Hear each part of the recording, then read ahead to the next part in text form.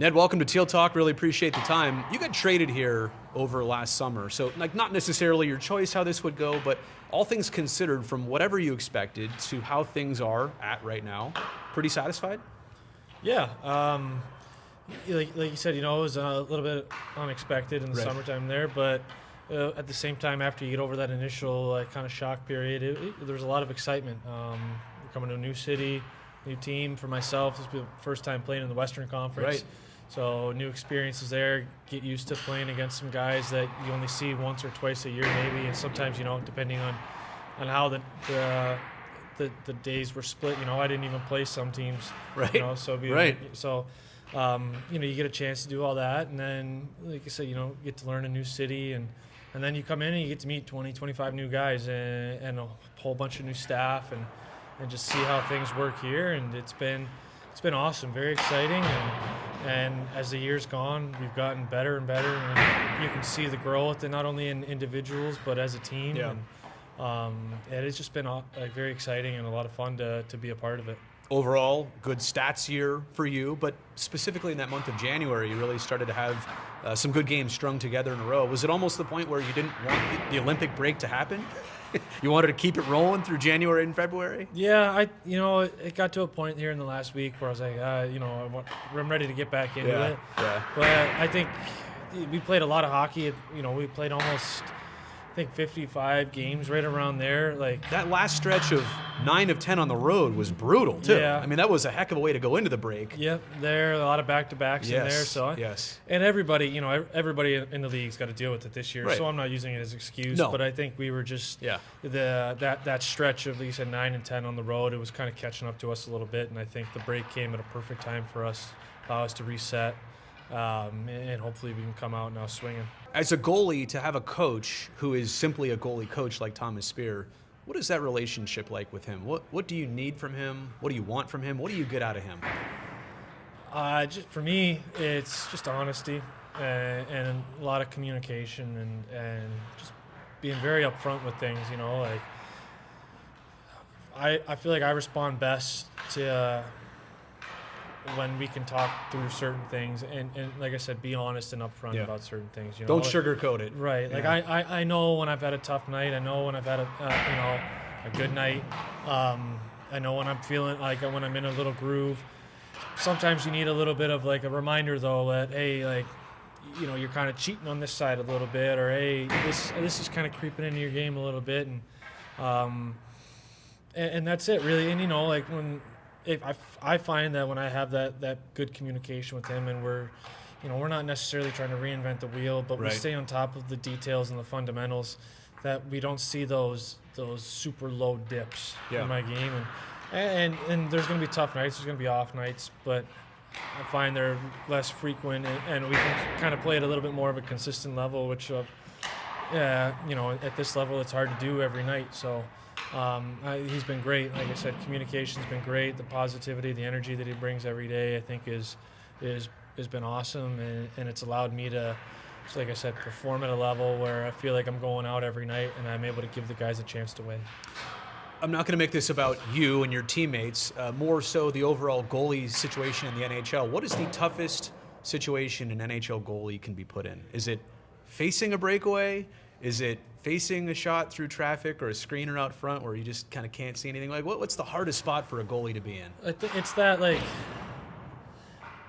it's tough when you have those like layered screens. Yeah. A breakaway, it's you versus shooter, right? And obviously it's not ideal, but I think any guy's going to tell you. If you can see it though. If I could see, I would rather take the breakaway as opposed to, a shot through 2 layers of traffic. When I see you doing all this, I'm like, that's just got to be miserable. Yeah, right? like you can kind of get away. I can get away sometimes with not even seeing the puck, and you can see the D. Usually, if it's at the point, you can find the defenseman's body language. Right. You see, is he shooting? Is he looking, over here to his left or right? He's probably going to pass it, So you kind of have a little bit of a split second to locate the puck or see where it could potentially end up. But yeah, guys are so big in front of you now, and it makes it so difficult when you can't see that release or the first 3 feet of the trajectory of the puck. it's amazing how if I could see the first like 3-5 feet of it and then lose it for a split second, I can pick it up again on the other side. Yeah. If I don't see the first 3 to 5 feet of it though, and then all of a sudden it pops around a screen, it's pretty hard to catch up now. The puck's already traveling 60, 70, 80 miles an hour, and it's that much closer to you. Have no premeditated idea or no read as to where it could potentially be going. When I say that some of being a good goalie is guessing, I don't mean like randomly guessing, but it's educated guessing. Is that part of being a good goalie sometimes, like predicting or guessing this is what might happen right now? Yeah, no, absolutely. It's more reading what's going on in front of you, and then you're anticipating. There is a little guesswork in certain scenarios, like for example, I see the pucks on this side, and there's traffic to the left, so there's really only one one side of the net that the shot can come from. Or I've got 2 guys in front of me, and there's a guy sitting back door wide open. I can kind of anticipate this backdoor play might go to him. Yeah, might be going to him. So there's a lot of reading and reacting to it, but you got to play that. You still have to find a way to play that middle ground, because the one time where you do cheat a little bit and you anticipate the backdoor pass happening, and now you're caught out of position on the shot. Well, now it doesn't look too good when the shot's beating you short side, and so it's definitely a fine line to walk. And when you're in that groove and you're in that like mindset of just playing and flow and just feeling good about yourself, there's really not a whole lot of sacrifice or cheating involved. Yeah. You're in the right position for the shot, but you're aware of who's behind you. So if the shot's made, you make the save, it looks easy. Pass is made, you're right there, and you're giving yourself the best chance to make that save. And like I said, when you're in that flow space, it usually looks pretty calm and controlled. We all know what the Gordie Howe hat trick is for a skater, right? But there's not really the equivalent for a goalie. However, this season, you've got a fight. You've got an assist in that Ranger game. So all you need is a goal. And I know you've scored goals before. Wouldn't that be something? Yeah. You get a goal this year. You'd have this goalie season Gordie Howe hat trick, which we're just making that up. It'd be nice. It'd be nice. Like I was talking to somebody recently, and they're like, "What was better, the fight or the goal?" And the goal was way better. It's way more exciting. We got to get you one this season. Yeah. When you fought Bob, there's 2 things. Everybody was amazed that it happened. You didn't predict that. It was all situation, right? You went to go defend Vinny, right? Yep. It was obviously about the headlines of that, people sharing that clip and being like, I can't believe 2 goalies fought tonight. It had been several years in the NHL since that happened, but to me it was more about symbolism of this team and you standing up for a teammate and kind of that cohesion of this team. Am I reading that the right way? It was, goalie fight, great. It was more about what this team is made of. Do you agree? Yeah, no, absolutely. Like I said, I would have done it after the game, whatever. It didn't matter who it was that got hit.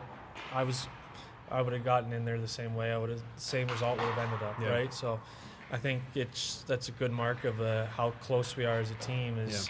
Anybody's willing to do anything for anybody, and you need that, and that's what you need to win. You need to have the trust that the guy next to me is going to do whatever it takes to win, and that's what I've tried my whole career, my whole life. Is I wanted to win. I wanted to have success, and it's way more fun having success as a team. You get to share with other guys, and you get to watch them have even more success individually, and you're just so happy because you're a part of it. And I've been on winning teams before, and just the friendships that you build with them, and the time that you spend at the rink is so much more enjoyable. And that's what we're doing this year. We're just having a lot of fun. And there's been some growing pains. There's been a lot of lessons, but we have to go through those things in order to come out and be better for it. And everybody goes through adversity at certain points of the year, and it's about how you overcome it, how you react to it and respond to it. And I think, more times than not this year, when we face some sort of adversity, we've come out better, and we've responded well the next night. And that night was just I didn't predict that would happen. I was just going in and doing what I felt needed to be done, and what felt right, and then responded accordingly. So It is what it is. We seem to have started a little trend now. Yeah, I've seen a few more since then. There's been a few more that Josh pop up, Ravensbergen, Sharks prospect, got in a fight the other night, goalie fight. Yep, so it's kind of fun starting being a trendsetter. It's back. So, yeah. Goalie fights are back. I mean, again, it was fun to watch, but also I think the significance of what it meant for this team, I thought it meant something too. Final thing, if there is one aspect of the Sharks game this year that could propel your team to a playoff spot, what is it? What's that backbone characteristic of your team that could get you there?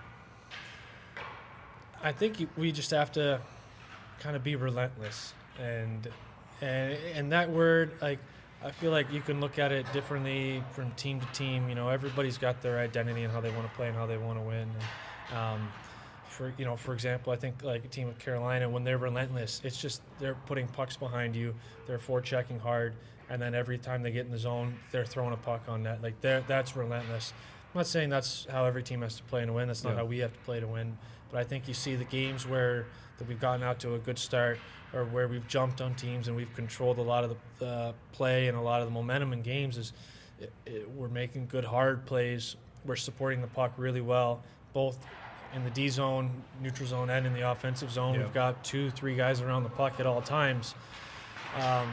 And that's what really allows us to play the kind of game that we want, to play with a little bit of swagger and some confidence and make plays. We've got some highly, highly talented guys up front, and even on the back end as well. Our defensemen want to make plays and are able to make plays. So when we do the simple things well, when we play this like the straightforward game, it opens up that east to west. It opens up those pretty passing plays that everybody loves to see and loves to make, but we got to get there first. Right. And when we're relentless and and understanding that, hey, let's just make the simple 5-foot pass. Yep. Let's just make 2 or 3 of these passes, get out of the zone and skate, move our feet, go get the puck back, It opens up so many things for us, and that's where we really take advantage of teams, and our skill really comes out to play. So if we're going to, continue to have the success that we've had this year, we just have to continue to be relentless in that way. I don't want to rush your career or anything, but you're so good at this. You should get into media when you're done. You should analyze hockey when you're done.